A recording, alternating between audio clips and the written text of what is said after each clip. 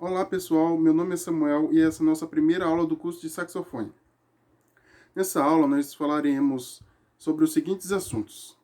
Primeiro, sobre como usar a palheta, como hidratar, como colocar na boquilha.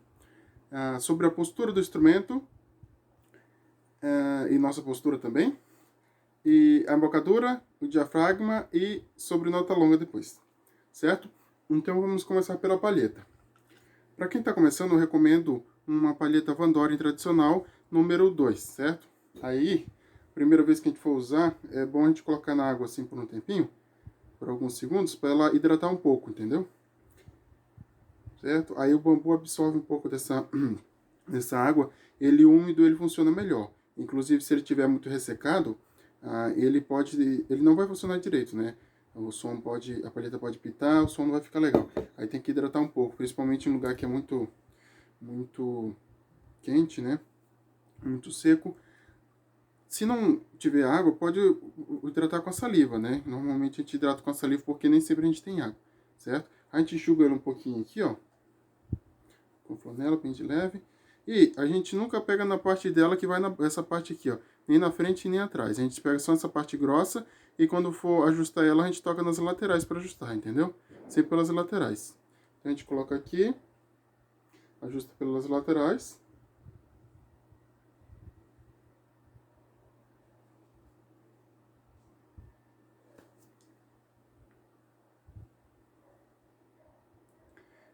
E eu gosto sempre de colocar ela rente, tá? Não sei se vai dar pra ver no vídeo, mas ela fica rente aqui. Eu tô olhando de frente e a palheta fica rente com a boquilha, entendeu? Aqui no vídeo não sei se vai dar pra ver.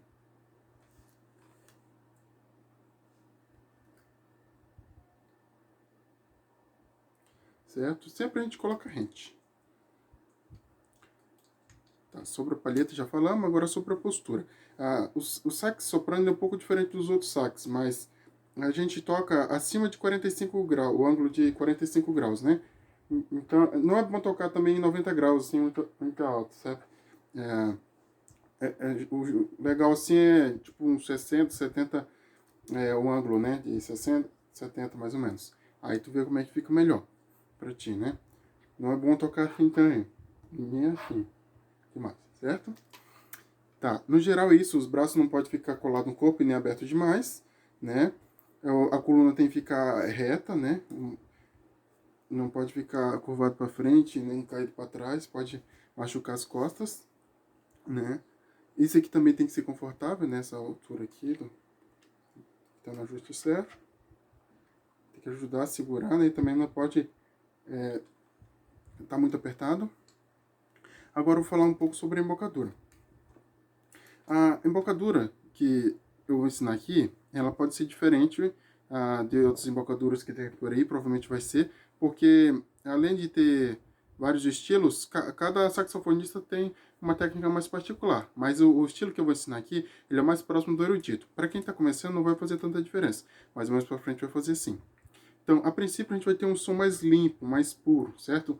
E mais para frente, se alguém quiser adicionar outros efeitos, outros estilos, aí poderá sim conforme a sua vontade, certo? Então, a princípio, a embocadura, nesse estilo que eu vou ensinar, é assim. A gente vai deixar o lábio inferior esticado, certo? Assim. O queixo aqui vai ficar duro, assim. E puxando para baixo a musculatura, certo? No começo, provavelmente vai doer um pouco essa musculatura, porque tem vários músculos aqui que a gente vai ter que trabalhar neles com o tempo. Por isso que é bom a gente usar uma palheta mais leve no começo, até fortalecer a embocadura e a gente conseguir ter uma musculatura mais forte, aí a gente coloca uma palheta mais pesada, para o som ficar mais firme, aí fica melhor o som também, né? Mais consistente. Então, a princípio é isso, ó. Desse jeito. E aí a gente vai soprar como se estivesse soprando no canudo, principalmente o sax soprano, que a entrada é bem pequena, como se fosse assim, ó. Tá vendo? Só tem uma saidinha bem pequena. E dessa maneira, a gente vai soprar o sax. Ó. Eu tô apertando a nota C, a primeira tecla aqui, ó, nota C, certo?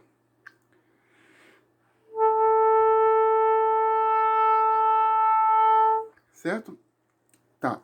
Aí a gente vai ver que tem certa dificuldade em a gente assoprar. E é aí que entra o diafragma.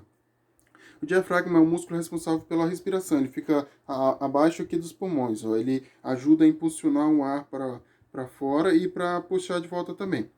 Aí, o que a gente vai fazer? A gente mantém a posição nossa aqui e vai puxar o ar tanto pela boca quanto pelo nariz, né?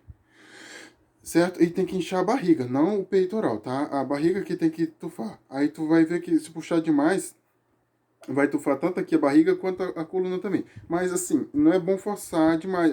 É bom a gente sentir. Eu sempre penso assim, sentir, não força, tá? Essa musculatura tem que ser trabalhada com o tempo até se acostumar, certo?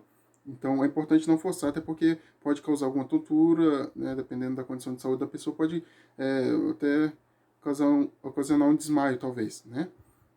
Então, é importante a gente não se esforçar demais no início, assim, a musculatura, fazer de uma maneira mais espontânea, trabalhando melhor a musculatura, tanto facial quanto do diafragma, principalmente do diafragma, né, que esse fluxo de ar, a gente tem que se acostumar com ele, né, porque normalmente a gente não tem um fluxo de ar tão intenso assim, quando for tocar principalmente um saxofone que demanda mais a um barítono, por exemplo, ele demanda uma circulação de ar maior, né, tanto de entrada quanto de saída.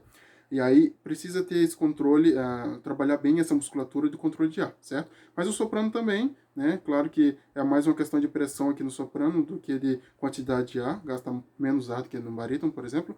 Mas a gente tem que trabalhar a pressão do ar. A gente chama de coluna de ar, né? O ar ele vem lá de dentro, passa pela garganta aqui e entra para dentro do instrumento. Claro que a velocidade é diferente da quantidade. A velocidade é a projeção. Eu posso fazer uma velocidade só com um pouquinho de ar, mas bem rápido, né? E se eu quiser tocar mais forte, aí sim eu mando mais ar, entendeu? Então, essas duas diferenças. Se eu vou tocar fraquinho, não quer dizer que eu vou tocar com som mais... com menos projeção, né?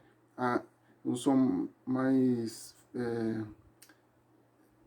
um som mais fraquinho, vamos supor assim, um som que não tem tanta firmeza. Essa palavra. Som, conforme diminui a intensidade, diminui a firmeza. Isso porque o fluxo de ar, ele dá uma diminuída. Aí quando vai tocar mais forte, o som daquela... aquela firmada. Mas mesmo quando for tocar fraquinho, também tem que ter um som firme. Ou seja, tem que manter a coluna de ar, a projeção ali, a velocidade, entendeu? Por exemplo, se eu vou tocar fraquinho, vou tentar manter o som firme, ó.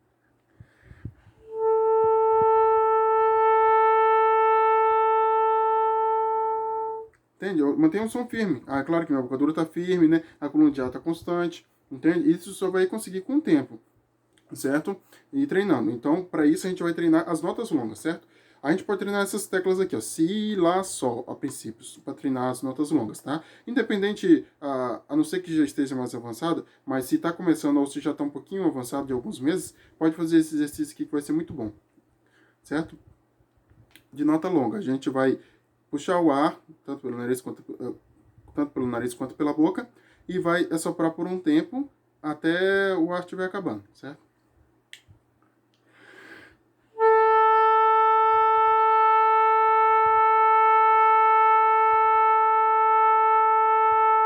Aí depois a gente pode fazer com outra nota, Lá, por exemplo.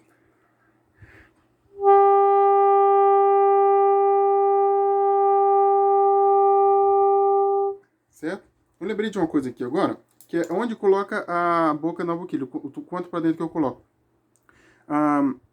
Pode colocar uma folha de papel aí que tu vai ver que uma hora ela fecha a boquilha, a palheta com a boquilha vai encostar aqui, certo?